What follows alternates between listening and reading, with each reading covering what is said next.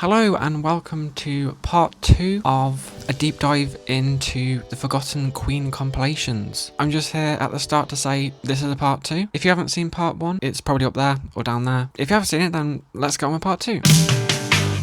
So starting off, we've got Classic Queen, released in 1992 from Hollywood Records in both the US and Canada. And this was released basically as their answer to Greatest Hits 2, even though there's some deep cuts and singles that didn't even chart in the US on here. It also includes Bohemian Rhapsody in here, which was obviously on Greatest Hits 1 as well, due to the success of Wayne's World, which catapulted the song into the American mainstream again. This was released on CD, cassette, and also on a VHS, which included some brand new videos for Bohemian Rhapsody, Stone Cold Crazy, 1 Year of Love, These Are the Days of Our Lives, and Keep Yourself Alive, which makes this whole release pretty worthwhile, I guess. The new Bohemian Rhapsody video is basically the original promo video for Bohemian Rhapsody, with clips from Wayne's World overlaid over the top. The new Stone Cold Crazy video compiles various clips from live performances. The 1 Year of Love video compiles clips from other promo videos and outtakes. The new These Are the Days of Our Lives video is the original promo video but with added animated sequences done by Walt Disney Company overlaid over the top, and the Keep Yourself Alive video is a mix of the Old Grey Whistle Test video and the St. John Wood Studios video. On the audio release, there's actually an error made with Under Pressure when earlier mix was used, which mutes the bit from Freddie before going into the first chorus. It also has a very distracting edit of The Miracle, which gets rid of the ending guitar solo. But it also has a decent hybrid version of One Vision, which is the single version with the album version's intro. I don't know why Greatest Hits 2 wasn't released instead in the US. I guess it's because a lot of the songs on that compilation weren't hits across the pond. This is an alright compilation, and it had major success over there, achieving 3 times platinum status. It also reached number 4 on the album charts, so this was a pretty significant release. So this is confusing. Hollywood Records decided to follow up the success of Classic Queen with Greatest Hits.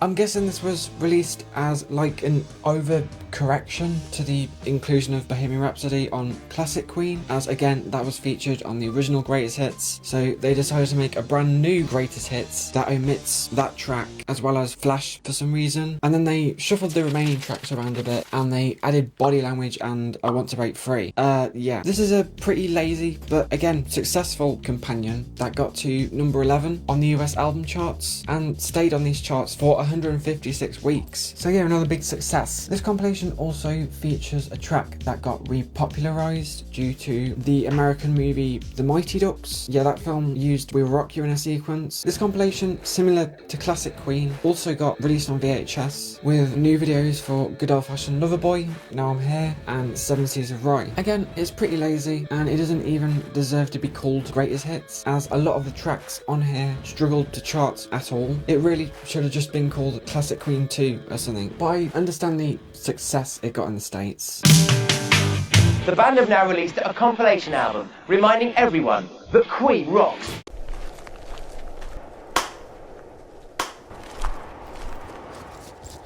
1997 saw the release of Queen Rocks, which is the first worldwide compilation release in this video, from Parlophone in most places apart from the US where it was released on Hollywood Records. I don't want to beat around the bush, this is the best compilation by far, and it's going to be a hard one to beat, as this is one of the only compilations in this video that features significant involvement from Brian and Roger, and the only compilation featuring involvement from Deaky, who fully retired from the band soon after this was released. So this is a pretty special one. The remaining members of the band had this idea to create a compilation featuring the band's more heavier tracks, resulting in this being born. Brian and Roger were in charge of the sequencing of this thing, and it's really well done in my opinion. You really can't go wrong with any of the tracks on here as well. It's got the perfect balance of deep cuts and singles, and it has good coverage over all of their albums. And you've also got some versions of songs exclusive to this compilation. There's a hybrid version of I Want It All that features the single version's intro but retains the extended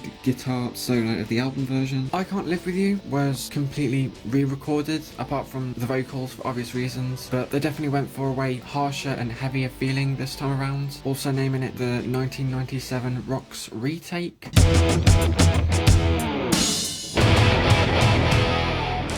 I'm in Love My Car is also a hybrid, featuring the car noises from the single version at the beginning, but retaining the album version's outro. Finally, there's a brand new song recorded from the band to close out this compilation, No One But You, Only the Good Die Young, which was written by Brian as a kind of book closing moment for the band and a final farewell to Freddie. This is especially emotional as this was, again, John's final contribution to Queen as well. The song also kind of took on a second meaning after Princess Diana's death in August of 1997. Which added even more emotional weight to this thing. This track was released as a single and peaked at number 13 on the UK charts. The compilation overall was released on CD, vinyl, cassette and also VHS, featuring 14 new videos. Some videos are the original promo videos with other footage laid over the top. You got different edits of promo videos featuring alternate footage, videos cut out of live performances, and of course you got the new No One But You video. This release also has some really great artwork courtesy of Richard Gray, which features a twist on the band's crest. Queen Rocks reached number 7 in the UK, but unfortunately struggled to gain a lot of attraction internationally. Okay, here it is. Whilst Queen Rocks genuinely seemed like a passion project from Brian and Roger, only 2 years later they decided to release Greatest Hits 3 in 1999 from Hollywood Records in the US and Parlophone everywhere else. First of all, I'd like to point out that this is not at all a Greatest Hits album. It's treated like more of a bonus disc of material. Instead of this being released under Queen, it is now under Queen Plus as well, which I guess gives Brian and Roger more leeway on what tracks they could include on here. First of all, it opens up with The Show Must Go On with Elton John from the live world premiere for Beja Ballet for Life. We already got The Show Must Go On the previous Greatest Hits, and this just feels kind of sad including this version on the follow-up compilation, especially as the opener. You've also got Somebody to Love with George Michael from the tribute concert on here as well, which just doesn't really fit on here. You've also got 3 solo Freddie tracks, which I guess is alright, 1 solo Brian track, okay, and the Wyclef Jean version of Another One Bites the Dust, which appeared on the Small Soldiers soundtrack. I'm not gonna lie, I don't hate that version as much as other fans, but Wyclef made it into a hip-hop track, and it feels hilariously out of place on here. Yo, for the kids in the club that's ready to get bugged. Another one bites the dust. In terms of actual Queen songs on here, you've got a few tracks from Made in Heaven, No One But You, again, and then Last Black and Steer More, Princes of the Universe, These Are the Days of Our Lives, and Thank God It's Christmas, which were released as singles but were omitted from the first 2 Greatest Hits, so I guess I'll give them that. Finally, we also got the raw mix of Under Pressure, which was a remix done by Brian May, which uses a lot of outtakes and unused ad-libbing from Freddie and David, which is nice. Why don't we give love that one more chance? But Brian does kind of turn it into a dance track, which again isn't really suitable for this compilation. Yeah, this thing is a proper mess, and it's not just me saying that. This thing is just not Queen, and I feel sorry for anyone who had their first exposure to Queen through this thing. This was another worldwide release and was released on CD, vinyl, cassette, as well as VHS under the name Greatest Flicks 3. This included new videos for Too Much Love Will Kill You and the raw remix of Under Pressure, being stitched together bits of promo videos and live performances from the band. This compilation got higher in the album charts than Queen Rocks, probably due to the name recognition of Greatest Hits, and it did achieve some success, staying in the top 40 for a few months, but I just wish this thing just never got released at all. The thing that annoys me the most about this thing is that it was released so close to Queen Rocks that it basically overshadowed it in the eyes of the public, even though this compilation is significantly worse. You know, I hate this compilation so much that I might as well just throw it in the bin. Oh, okay, never mind. Again, this release unfortunately just seems like a cash grab from Brian and Roger, with the only decent thing to come out of it being the raw remix of Under Pressure, which was released as a single and it got to number 14 on the UK charts. 5 years later, in 2004, Queen's Jewels were released in Japan and Taiwan, and later in South Korea and China under Parlophone. This one achieved major success in Japan, reaching #1 in their charts, and even winning an award for the best rock and pop album of the year, even though it's not really an album, it's a compilation, but alright. This was released on CD as well as DVD, featuring all the videos for each track on the album, as well as a bonus of the video for I'm Going Slightly Mad. This also features a brand new video for I Was Born to Love You, which combines the original solo version music video with footage from Wembley '86. In terms of the actual content, it's basically a standard affair with these compilations at this point. Most of the tracks are from Greatest Hits 1 and 2, with the addition of I Was Born to Love You, Too Much Love Will Kill You, and Made in Heaven from Made in Heaven. The sequencing isn't horrible, and the tracks chosen make sense, especially for a more Asian-oriented audience, with I Was Born to Love You opening the whole thing. And as I mentioned before, it was a massive song over there, so... Jewels 1 actually got followed up with Jewels 2 in 2005. This was a Japan only release, and it should be in the first part of this video because of that, but it wouldn't really make sense without the first volume, so I've just bunched these two together. This was released to build up hype for Queen and Paul Rodgers performing in the country later that year, and features a mix of singles and deep cuts, with tracks like Love of My Life, 39 and Tio Toriate being included. This was a 1 CD only release, but if you put it into a computer, you could get 2 bonus videos in the form of We Will Rock You and Sheer Heart Attack from Live at the Bowl. There's also some alternate versions of tracks here as well. There's a weird version of Tie Your Mother Down that features an extremely edited down version of We Will Rock You at the start, which originated from Brian May's Various Artists compilation, the best air guitar album in the world ever. And there's also a brand new mix of Tio Toriate done by Brian as well, called the High Definition Mix, which brings a lot of background elements to the front, and most people prefer this version to the original.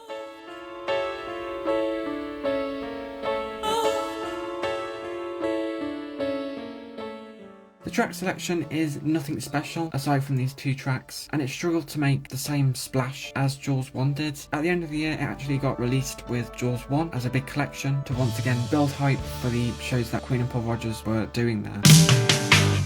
American Idol was big in America at the time, I guess, and there was a Queen week going on where the 8 finalists had to perform Queen songs. Hollywood Records capitalised on this and released Stone Cold Classics, which includes the original versions of the songs that were played. And there's also 2 Queen and Paul Rodgers live tracks thrown on the end because the tour was still going on and was actually on its final leg during this. This was released in the US and Canada and is presented just very basically. I don't really have a connection to American Idol or the Queen and Paul Rodgers tour, so I'm just not mad about this thing. At least it's another one of these with an actual concept behind it, even though the concept is a little weak and made solely for promotion. It peaked just outside the Billboard Top 40, so yeah. Now, I mentioned this before, but I don't really think Queen's career can be summarised on 1 CD disc, but Parlophone and Hollywood Records thought differently and released Absolute Greatest worldwide in 2009. This was actually a big release, with a 3 LP set, a deluxe 2 CD set, and a limited edition box featuring a shirt and a bunch of other things. I think the deluxe set is worth mentioning, as the second disc features the same tracks but with commentary from Brian and Roger, which I think is actually a pretty good idea, and you get some interesting insights into these tracks that you can't really find elsewhere. It was a great live track, this. I always remember him starting it off in Auckland, New Zealand, and forgetting what song he was playing. Yeah. That was unusual, though. That was very unusual.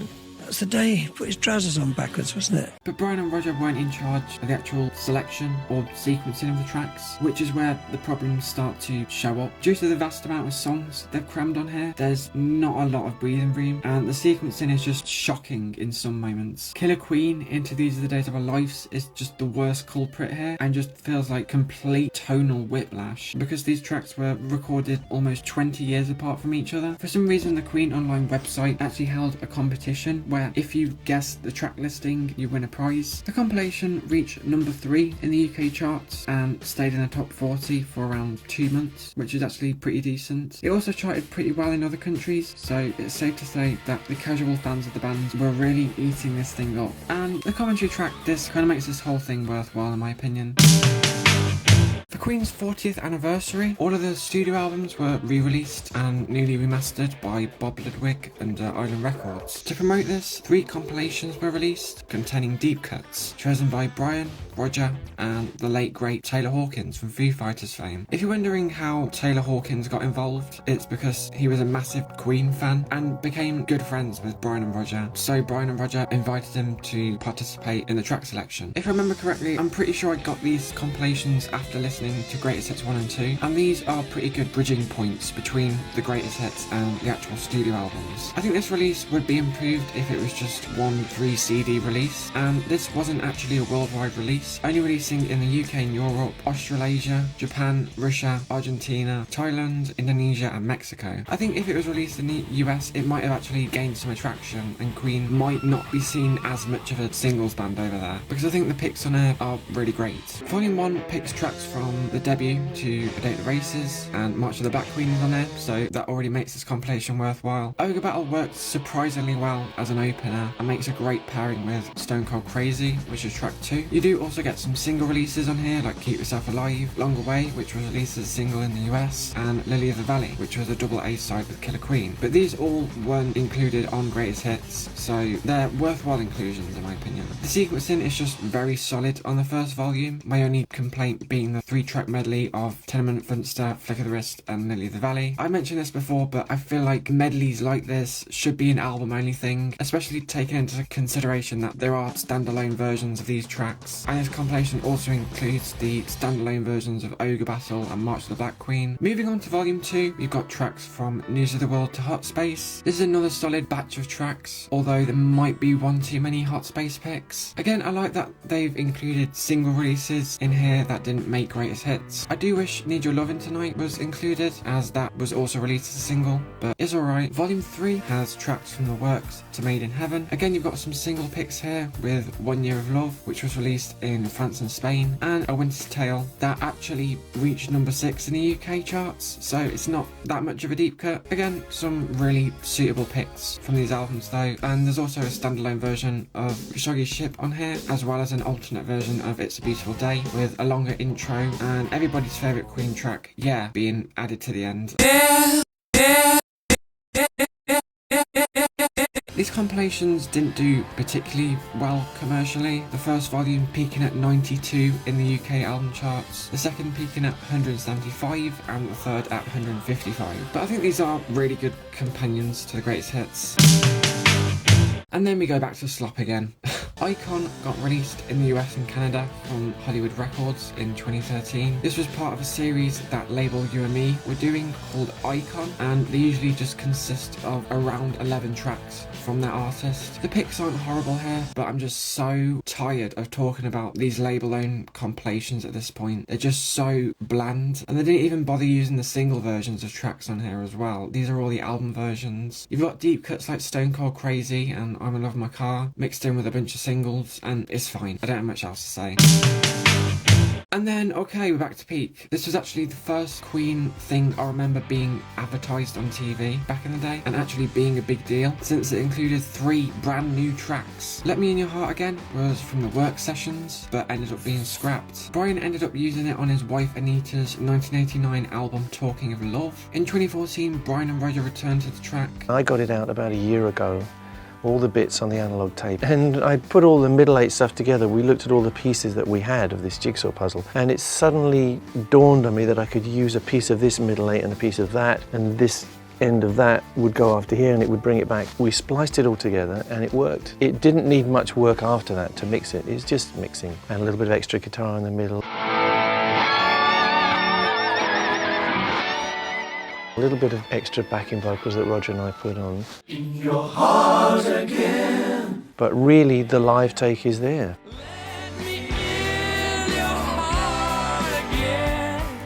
Then you have Love Kills, the ballad, which was originally released as a solo Freddie single in 1984 for the soundtrack to Giorgio Moroder's reworking of Metropolis, although Brian, Roger and John also worked on this version. The band wanted to use Metropolis footage for the video for Radio Gaga, and Giorgio, who owned the rights to the film at the time, wanted the song to be credited to just Freddie, so they basically made a trade. In 2013, Brian and Roger recovered the multi-track to the song and changed the structure of the song to be more slower and ballad-like, only keeping John's bass and Freddie's vocals from that original version and adding new guitar and drums. Love kills, drills you through your heart. Finally, you've got There Must Be More to Life Than This, which was another track that ended up becoming a Freddie solo track, but it originated from the Hot Space sessions, and numerous takes were recorded with Michael Jackson in 1983, before Freddie and Michael fell out due to one having too many lines of coke and the other bringing their pet llama into the studio. This is my llama Louie. In 2014, Brian and Roger secured the rights from the Jackson estate to use the solo vocals from Michael, so they went ahead and worked on it, stitching together all these elements from all these demo takes, adding new instrumentation when necessary. The Jackson estate requested to listen to the track after they were finished, and Brian and Roger were happy with the final results, but the estate, being the Jackson estate, refused, saying they were not comfortable with the production and the heaviness of the arrangement. So Brian and Roger decided to scrap that version and just lent the whole thing off to William Orbit, who had worked with artists like Madonna and Blur in the past. This version was accepted by the estate as they felt it was a nice hybrid between Michael and Queen's styles. Why is this world so full of hate? Personally, I think the production sounds really weird in places on this version, and it's just really frustrating that Brian and Roger never got to release their version of the song. In terms of the compilation as a whole, this was basically a companion piece to Queen Rocks, whereas Rocks focused on Queen's heavier tracks, Forever focuses on the more ballad material. The 3 new tracks open up the compilation, and then for the rest of the project you've got a really great mix of deep cuts and singles that fit the whole concept of the project, with the only weird pick in my opinion being the last track, Crazy Little Thing Called Love, which isn't really a great outro. This was released on CD worldwide under Hollywood Records in the US and EMI everywhere else, and in 2015 a 4 LP set was released in the UK and US with new sequencing and track listing, which also featured on the deluxe version. The deluxe version is fine and just adds some more ballad tracks, but the shuffling of the track list is kind of unnecessary, and some really short tracks are on here, and it does kind of feel like a bit of padding in some places to get as many tracks as they can onto this compilation. This release also contains a brand new edit of Play the Game, which just cuts out the intro completely, and on the deluxe there's also an edit of You Take My Breath Away, which removes the vocal outro. This achieved pretty big success worldwide, reaching number 5 in the UK and actually getting to number 38 in the US, breaking the top 40, which Queen have struggled to do in a lot of instances. So that's everything, all the compilations that were released around the rock band Queen. The soundtrack to Bohemian Rhapsody was released in 2018, and that could be classed as a compilation, but it's attached to the film, so I think I'm going to leave that for another day. And also currently on streaming platforms there are these 10 to 12 track compilations which feature different types of tracks from Queen, and they only really seem to be there to boost streaming numbers and trick some casual fans into thinking they're new releases. So overall, personally I find Greatest Hits 1 and 2 to be great compilations. They personally introduced me to Queen properly and their albums. Here are my battered and worn down copies of Greatest Hits 1 and 2. That one has a massive crack in it. Wow. The sequencing and versions of songs were mainly chosen by the band's label, although Brian has some input in Greatest Hits 1, but whoever was in charge of sequencing at the label at the time did a really great job though. The success of these 2 compilations can also be down to the period in which these were released. Greatest Hits 1 was released during the band's peak in popularity, especially in the US, and then Greatest Hits 2 was just released a month before Freddie's death, so it kind of gained a legendary status in that sense, and people were more inclined to buy it to respect one of the most legendary musicians of all time. Overall, Greatest Hits 1 and 2 worked, but the others didn't, because they were the first widely released compilations of the band, and they were the best. With that being said, let's rank every compilation I've mentioned in this video from worst to best. In 28 we have Gold, 27 A to Z of Queen, Queen 1981, Kizuna, Icon, Love of My Life, Best 16, The Best of Queen, Greatest Hits 3, Collection, 15 of the Best, Thank God It's Christmas, Stone Cold Classics, Greatest Hits 1992, Collection 1 and 2, Classic Queen, Golden Queen, Absolute Greatest, Jules, Jules 2, The Best 1 and 2, Envision 2008, Greatest Hits in Japan, Deep Cuts 1, 2 and 3, Envision, Queen Forever, Queen Rocks, and Greatest Hits 2, and obviously Greatest Hits 1 at number 1, of course. Thank you so much for sticking around to the end of this thing. I've probably waffled a bit too much in some sections, but yeah, I hope you enjoyed it.